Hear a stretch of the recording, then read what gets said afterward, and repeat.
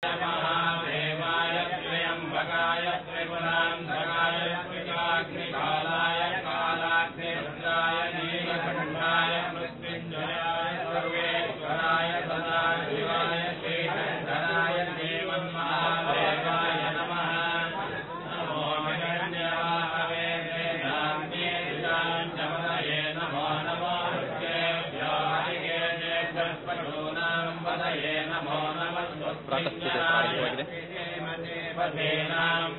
ಕಲಾಪಗಳ ವಿವರಣೆಯನ್ನು ನೀಡೋದಕ್ಕೆ ಶ್ರೀ ಕ್ಷೇತ್ರದ ಪರಿಚಯವನ್ನು ಮಾಡಿಕೊಡೋದಕ್ಕೆ ಹೆಗ್ಗಡೆಯವರ ಪರಂಪರೆಯ ಬಗ್ಗೆ ನಮಗೆ ತಿಳಿಸೋದಕ್ಕೆ 3 ಜನ ವಿದ್ವಾಂಸರು ನಮ್ಮ ಜೊತೆಗಿದ್ದಾರೆ.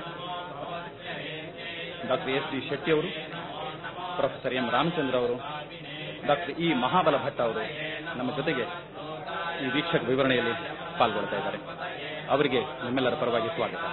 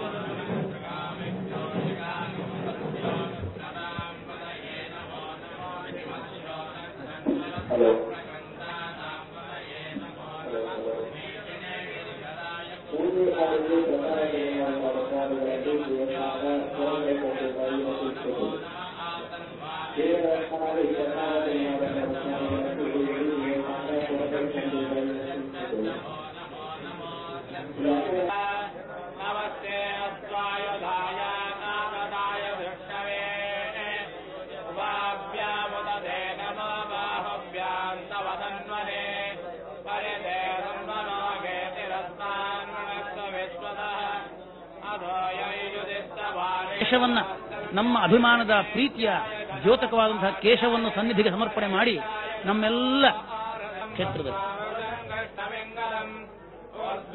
ಶ್ರೀ ಕ್ಷೇತ್ರದ 100 ವರ್ಷಗಳ ಇತಿಹಾಸದಲ್ಲಿ ನೆಲ್ಯಾಡಿ ಬೀಡಿನ ಹೆಗ್ಗಡೆ ಮನೆತನದ ಪರಂಪರೆ ಹಾಸು ಹೊಕ್ಕಾಗಿ ಬೆಳೆದು ಬಂದಿದೆ. ಈ ಪರಂಪರೆಯ ಬಗ್ಗೆ ಕೆಲವು ಮಾಹಿತಿಗಳನ್ನು ನಮಗೆ ಶೆಟ್ಟಿ ಅವರು ಒದಗಿಸಿಕೊಡ್ತಾರೆ. ನೆಲ್ಯಾಡಿ ಬೀಡಿನ ಚರಿತ್ರೆಯನ್ನ ಈಗ ತಾನೇ ನಾನು ಹೇಳಿದೆ. ಇಲ್ಲಿ ಒಂದು ಮುಖ್ಯವಾದಂತಹ ಅಂಶವನ್ನು ನಾವು ಗಮನಿಸಬೇಕು.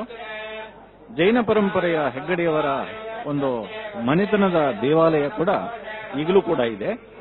ಅದು ನೆಲ್ಯಾಡಿ ಬೀಡಿನ ಮೇಲ್ಭಾಗದಲ್ಲಿ ಚಂದ್ರನಾಥ ಸ್ವಾಮಿ ಬಸದಿ ಅಂತ ಹೇಳಿ ಅದನ್ನು ಗುರುತಿಸ್ತಾರೆ. ಆ ಪರಂಪರೆಯಲ್ಲಿ ಚಂದ್ರನಾಥ ಅನ್ನತಕ್ಕಂಥವನು 8ನೆಯ ತೀರ್ಥಂಕರ ಆತ. ಆ ತೀರ್ಥಂಕರನ ಆರಾಧನೆಯನ್ನ ಅವರು ಬಹಳ ಶ್ರದ್ಧಾಭಕ್ತಿಯಿಂದ ಮಾಡಿಕೊಂಡು ಬರ್ತಾ ಇದ್ರು. ಮಂಗಲಮಯವಾಗಿ ಆ ಬಾಗಿಲು ತೆರೆದ ಬಳಿಕ ಶ್ರೀ ಸ್ವಾಮಿಗೆ ಉಷಃ ಪೂಜೆ ಎಂಬಂತಹ ಪೂಜೆಯನ್ನು ನೆರವೇರಿಸುತ್ತಾರೆ. ಇದನ್ನೇ ಋಷಿ ಪೂಜೆ ಎಂಬುದಾಗಿಯೂ ಕರೀತಾರೆ.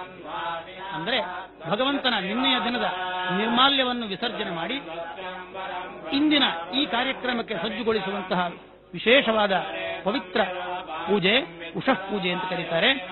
ಈ ಉಷಃ ಪೂಜೆ ಬೆಳಗಾಗುವುದರೊಳಗೆ ನಡೆದು ಹೋಗ್ತದೆ. ಹಾಗೆ ನೀವು ಧರ್ಮ ಕಾರ್ಯಗಳನ್ನ ಮಾಡ್ತಾ ಬಂದ್ರೆ ನಿಮ್ಮನ್ನ ನಿಮ್ಮ ಕುಟುಂಬವನ್ನ ರಕ್ಷಿಸುವಂತಹ ಒಂದು ಜವಾಬ್ದಾರಿ ನಮ್ಮದು.